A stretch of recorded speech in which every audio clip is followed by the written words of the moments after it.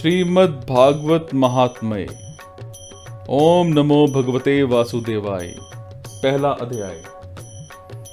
देवश्री नारद जी की भक्ति से भेंट।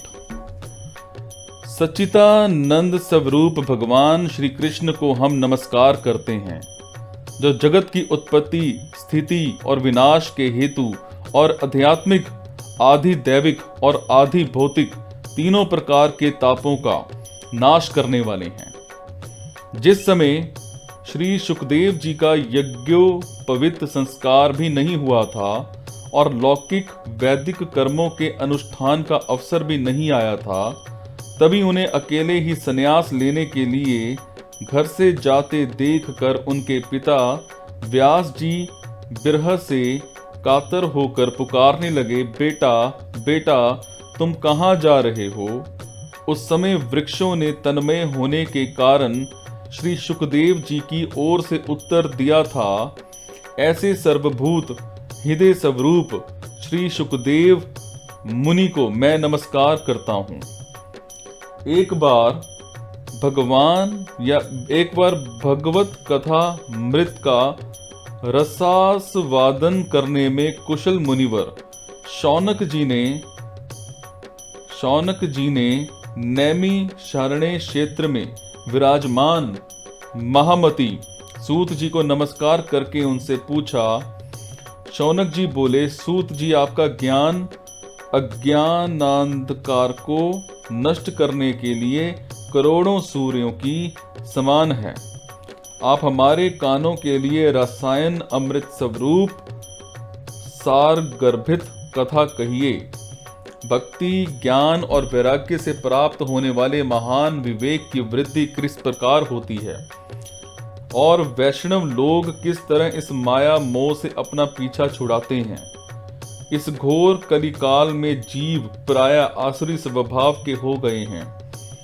विविध कलेशों से आक्रांत इन जीवों को शुद्ध बनाने का सर्वश्रेष्ठ उपाय क्या है। सूत जी, आप हमें कोई ऐसा शाश्वत साधन बताइए जो सबसे अधिक कल्याणकारी और पवित्र करने वालों में भी पवित्र हो और जो भगवान श्री कृष्ण की प्राप्ति करा दे। चिंतामणि केवल लौकिक सुख दे सकती है और कल्प वृक्ष अधिक से अधिक स्वर्गीय संपत्ति दे सकता है, परंतु गुरुदेव प्रसन्न होकर भगवान का योगी दुर्लभ नित्य वैकुंठ धाम दे देते हैं। सूत जी ने कहा, शौनक जी, तुम्हारे हृदय में भगवान का प्रेम है, इसलिए मैं विचार कर तुम्हें संपूर्ण सिद्धांतों का निष्कर्ष सुनाता हूँ, जो जन्म मृत्यु के भय का नाश कर देता है, जो भक्ति के प्रवाह को बढ़ाता है और भगवान श्री कृष्ण की प्रसन्नता का प्रधान कारण है। मैं तुम्हें वो साधन बतलाता हूँ, उसे सावधान होकर सुनो। श्री सुखदेव जी ने कलयुग में जीवों के काल रूपी सर्प के मुख का ग्रास होने के त्रास का अत्यंतिक नाश करने के लिए श्रीमद् भागवत शास्त्र का प्रवचन किया है। मन की शुद्धि के लिए इससे बढ़कर कोई साधन नहीं है। जब मनुष्य के जन्म जन्मांतर का पुण्य उदय होता है, तभी उसे इस भागवत शास्त्र की प्राप्ति होती है। जब सुखदेव जी राजा परीक्षित को ये कथा सुनाने के लिए सभा में विराजमान हुए, तब देवता लोग उनके पास अमृत का कलश लेकर के आए। देवता अपना काम समझ रहे हैं बात को। देवता अपना काम बनाने में बड़े कुशल होते हैं। अतः यहां भी सबने सुखदेव मुनि को नमस्कार करके कहा, आप ये अमृत लेकर बदले में हमें कथा मृत का दान दीजिए। इस प्रकार परस्पर विनिमय अदला बदली हो जाने पर राजा परीक्षित अमृत का पान करें और हम सब श्रीमद् भागवत स्वरूप अमृत का पान करेंगे। इस संसार में कहां कांच और कहां महामूल्य मणि और कहां सुधा और कहां कथा। श्री सुखदेव जी ने ये सोचकर उस समय देवताओं की हंसी उड़ा दी। उन्हें भक्ति शून्य कथा का अनाधिकारी जानकर कथा मृत का दान नहीं किया। इस प्रकार ये श्रीमद् भागवत की कथा देवताओं को भी दुर्लभ है। पूर्व काल में श्रीमद् भागवत के श्रवण से ही राजा परीक्षित की मुक्ति देखकर ब्रह्मा जी को भी बड़ा आश्चर्य हुआ था। उन्होंने सत्यलोक में तराजू बांधकर सब साधनों को तोला। अन्य सभी साधन तोल में हल्के पड़ गए। अपने महत्व के कारण भागवत ही सबसे भारी रहा। ये देखकर सभी ऋषियों को बड़ा विस्मय हुआ। उन्होंने कलयुग में इस भगवद रूप भागवत शास्त्र को ही पढ़ने सुनने में तत्काल मोक्ष देने वाला निश्चय किया। सप्ताह विविध से श्रवण करने पर यह निश्चय भक्ति प्रदान करता है। पूर्व काल में इसे दयापरायण सनकादि ने देवऋषि नारद को सुनाया था। यद्यपि देवश्री ने पहले ब्रह्मा जी के मुख से इसे श्रवण कर लिया था, तथापि सप्ताह श्रवण की विधि तो उन्हें सनकादि ने ही बताई थी। शौनक जी ने पूछा, संसारिक प्रपंच से मुक्त एवं विचारणशील नारद जी का सनकादि के साथ संयोग कहाँ हुआ और विधि विधान के श्रवण में उनकी प्रीति कैसे हुई? सूत जी ने कहा, अब मैं तुम्हें वो भक्ति पूर्ण कथा सुनाता हूं जो श्री सुखदेव जी ने मुझे अपना अनन्य शिष्य जानकर एकांत में सुनाया था। एक दिन विशालापुरी में वो चारों निर्मल ऋषि सत्संग के लिए आए। वहां उन्होंने नारद जी को देखा। सनकादि ने पूछा, ब्राह्मण, आपका मुख उदास क्यों हो रहा है? आप चिंतातुर कैसे हैं? इतनी जल्दी जल्दी आप कहां जा रहे हैं और आपका आगमन कहां से हो रहा है? इस समय तो आप उस पुरुष के समान व्याकुल ज्ञान पढ़ते हैं जिसका सारा धन लुट गया हो। आप जैसे आसक्ति रहित पुरुषों के लिए ये उचित नहीं है। इसका कारण बताइए। तो नारद जी ने कहा, मैं सर्वोत्तम लोक समझकर पृथ्वी में आया था। यहाँ पुष्कर, प्रयाग, काशी, गोदावरी, नासिक, हरिद्वार, कुरुक्षेत्र, श्रीरंग और सेतुबंध आदि कई तीर्थों में मैं इधर उधर विचरता रहा, किंतु मुझे कहीं भी मन को संतोष देने वाली शांति नहीं मिली। इस समय अधर्म के सहायक कलयुग ने सारी पृथ्वी को पीड़ित कर रखा है। अब यहाँ सत्य, तप, शौच, बाहर भीतर की पवित्रता, दया, दान आदि कुछ भी नहीं है। बेचारे जीव केवल अपना पेट पालने में लगे हुए हैं। वे असत्यभाषी, आलसी, मंदबुद्धि, भाग्यहीन, उपद्रवग्रस्त हो चुके हैं। जो साधु संत कहे जाते हैं वो पूरे पाखंडी हो गए हैं। देखने में तो वो विरक्त हैं, किंतु स्त्री धन आदि सभी का परिग्रह करते हैं। घरों में स्त्रियों का राज है। साले सलाहकार बने हुए हैं। लोभ से लोग कन्या विक्रय करते हैं और स्त्री पुरुषों में कलह मचा रहता है। महात्माओं के आश्रम, तीर्थ और नदियों पर यवनों का अधिकार हो चुका है। उन दुष्टों ने बहुत से दिवाले भी नष्ट कर दिए हैं। इस समय यहाँ ना कोई योगी है, ना सिद्ध है, ना ज्ञानी है और ना सत्कर्म करने वाला ही है। सारे साधन इस समय कलयुग दावानल से जलकर भस्म हो गए हैं। इस कलयुग में सभी देशवासी बाजारों में अन्न बेचने लगे हैं।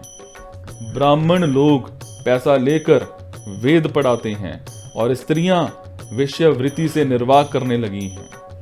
इस तरह से कलयुग के दोष देखता और पृथ्वी पर विचरता हुआ मैं यमुना जी के तट पर पहुंचा, जहां भगवान श्री कृष्ण की अनेकों लीलाएं हो चुकी हैं। मुनिवरों सुनिए, वहां मैंने एक बड़ा आश्चर्य देखा। वहां एक युवती स्त्री खिन्न मन से बैठी थी। उसके पास दो वृद्ध पुरुष अचेत अवस्था में पड़े जोर जोर से सांस ले रहे थे।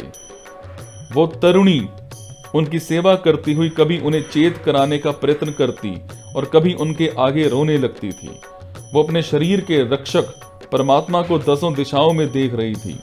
उसके चारों ओर सैकड़ों स्त्रियां उसे पंखा झेल रही थी और बार बार समझाती जाती थी। दूर से ये सब चरित्र देखकर मैं कुतूहलवश उसके पास चला गया। मुझे देखकर वह युवती खड़ी हो गई और बड़ी व्याकुल होकर के कहने लगी। युवती ने कहा, अजी महाराज जी, क्षण भर ठहर जाइए और मेरी चिंता को भी नष्ट कर दीजिए। आपका दर्शन तो संसार के सभी पापों को सर्वथा नष्ट कर देने वाला है। आपके वचनों से मेरे दुख की भी बहुत कुछ शांति हो जाएगी। मनुष्य का जब बड़ा भाग्य होता है तभी आपके दर्शन हुआ करते हैं। नारद जी कहते हैं, तब मैंने उस स्त्री से पूछा, देवी तुम कौन हो? ये दोनों पुरुष तुम्हारे क्या होते हैं और तुम्हारे पास से कमल नयनी देवियां कौन हैं? तुम हमें विस्तार से अपने दुख का कारण बताओ। तो युवती ने कहा, मेरा नाम भक्ति है। ये ज्ञान और वैराग्य नामक मेरे पुत्र हैं। समय के फेर से ही ये ऐसे जर्जर हो गए हैं। ये देवियां गंगा जी आदि नदियां हैं। ये सब मेरी सेवा करने के लिए ही आई हैं और इस प्रकार साक्षात देवियों के द्वारा सेवित होने पर भी मुझे सुख शांति नहीं मिली। तपोधन, अब ध्यान देकर मेरा वृत्तांत सुनाइए। मेरी कथा वैसे तो प्रसिद्ध है, फिर भी उसे सुनकर आप मुझे शांति प्रदान करें। मैं द्रविड़ देश में उत्पन्न हुई, कर्नाटक में बड़ी, कहीं कहीं महाराष्ट्र में सम्मानित हुई, किंतु गुजरात में मुझको बुढ़ापे ने आ घेरा और वहां घोर कलयुग के प्रभाव से पाखंडियों ने मुझे अंग भंग कर दिया। चीरकाल तक ये अवस्था रहने के कारण मैं अपने पुत्रों के साथ दुर्बल और निस्तेज हो गई। यहां तक कि एक और चीज, मैं वहां पर निस्तेज हो गई। चीरकाल तक ये अवस्था रहने के कारण ये काम हुआ। अब जब से मैं वृंदावन आई तब से पुनः परम सुंदरी स्वरूपवती नवयुवती हो गई हूं, किंतु सामने पड़े हुए ये दोनों मेरे पुत्र थके मांदे दुखी हो रहे हैं। अब मैं ये स्थान छोड़कर अन्यत्र जाना चाहती हूं। ये दोनों बूढ़े हो गए हैं, इसे दुख से मैं दुखी हूं। मैं तरुणी क्यों और ये दोनों मेरे पुत्र बूढ़े क्यों? हम तीनों साथ साथ रहने वाले हैं, फिर ये विपरीतता क्यों? होना तो ये चाहिए कि माता बूढ़ी हो और पुत्र तरुण। इसी से मैं आश्चर्यचकित चित्त से अपनी इस अवस्था पर शोक करती रहती हूँ। आप परम बुद्धिमान और योग निधि हैं, इसका क्या कारण हो सकता है, बताइए। नारद जी ने कहा, साध्वी, मैं अपने हृदय में ज्ञान दृष्टि से तुम्हारे संपूर्ण दुख का कारण देखता हूँ। तुम्हें विषाद नहीं करना चाहिए, श्री हरि तुम्हारा कल्याण करेंगे। सूत जी कहते हैं, मुनिवर नारद जी ने एक क्षण में ही उसका कारण जान करके कहा। नारद जी ने कहा, देवी सावधान होकर के सुनो, ये दारुण कलयुग है। इसी से इस समय सदाचार, योग मार्ग और तप आदि सभी लुप्त हो गए हैं। लोग शठता और दुष्कर्म में लगकर अघासुर बन चुके हैं। संसार में जहां देखो वहां सत्पुरुष दुख से मलान है और दुष्ट सुखी हो रहे हैं। इस समय जिस बुद्धिमान पुरुष का धैर्य बना रहे वही बड़ी ज्ञानी और पंडित है। पृथ्वी क्रमशः प्रतिवर्ष शेष जी के लिए भार रूप होती जा रही है। अब ये छूने योग्य तो क्या, देखने योग्य भी नहीं रह गई है और ना इसमें कहीं मंगल ही दिखाई देता है। अब किसी को पुत्रों के साथ तुम्हारा दर्शन भी नहीं होता। विषयानुराग के कारण अंधे बने हुए जीवों से उपेक्षित होकर तुम जर्जर हो रही थी। वृंदावन के संयोग से तुम फिर नवीन नरुणी हो गई हो। अतः ये वृंदावन धाम धन्य है, जहां भक्ति सर्वत्र नृत्य कर रही है। परंतु तुम्हारे इन दोनों पुत्रों का यहाँ कोई ग्राहक नहीं है, इसीलिए इनका बुढ़ापा नहीं छूट रहा है। यहाँ इनको कुछ आत्म सुख की प्राप्ति होने के कारण ये सोते से जान पड़ते हैं। भक्ति ने कहा, राजा परीक्षित ने इस पापी कलयुग को क्यों रहने दिया? इसके आते ही सब वस्तुओं का सार न जाने कहाँ चला गया। करुणामय श्री हरि से ये अधर्म कैसे देखा जाता है? मुने, मेरा ये संदेह दूर कीजिए, आपके वचनों से मुझे बड़ी शांति मिली है। तो नारद जी ने कहा, बाले, यदि तुमने पूछा है तो प्रेम से सुनो कल्याणी, मैं तुम्हें सब बताऊंगा और तुम्हारा दुख दूर हो जाएगा। जिस दिन भगवान श्री कृष्ण इस भूलोक को छोड़ करके अपने परम धाम को पधारे, उसी दिन से यहाँ संपूर्ण साधनों में बाधा डालने वाला कलयुग आ गया। दिग्विजय के एक समय राजा परीक्षित की दृष्टि पड़ने पर कलयुग दीन के समान उनकी शरण में आया। भ्रमर के समान सारग्राही राजा ने यह निश्चय किया कि इसका वध मुझे नहीं करना चाहिए, क्योंकि जो फल तपस्या, योग और समाधि से भी नहीं मिलता, कलयुग में वही फल श्री हरि कीर्तन से ही भली भांति मिल जाता है। इस प्रकार सारहीन होने पर भी उसे इस एक ही दृष्टि से सारयुक्त देखकर उन्होंने कलयुग में उत्पन्न होने वाले जीवों के सुख के लिए ही इसे रहने दिया था। इस समय लोगों के कुकर्म में प्रवृत्त होने के कारण सभी वस्तुओं का सार निकल गया है और पृथ्वी के सारे पदार्थ बीजहीन भूसी के समान हो चुके हैं। ब्राह्मण केवल अन्न धनादि के लोभवश घर घर और जन जन को भागवत की कथा सुनाने लगे हैं, इसलिए कथा का सार चला गया। तीर्थों में नाना प्रकार के अत्यंत घोर कर्म करने वाले नास्तिक और नार की पुरुष भी रहने लगे हैं, इसलिए तीर्थों का भी प्रभाव जाता रहा। जिनका चित्त निरंतर काम, क्रोध, महान लोभ और तृष्णा से तपता रहता है, वो भी तपस्या का ढोंग करने लगे हैं, इसलिए तप का सार निकल गया।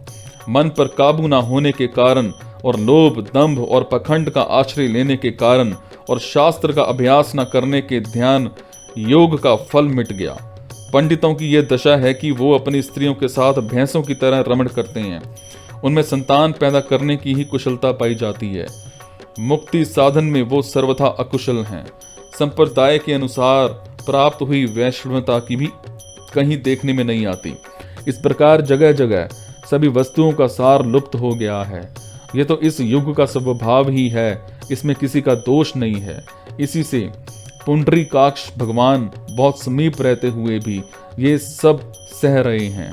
तो सूत जी कहते हैं, शौनक जी, इस प्रकार देवऋषि नारद के वचन सुनकर भक्ति को बड़ा आश्चर्य हुआ।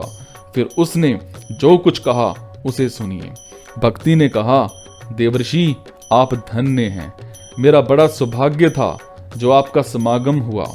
संसार में साधुओं का दर्शन ही समस्त सिद्धियों का परम कारण है। आपका केवल एक बार का उपदेश धारण करके क्याधु कुमार प्रहलाद ने माया पर विजय प्राप्त कर ली थी। ध्रुव ने भी आपकी कृपा से ही ध्रुव पद प्राप्त किया था।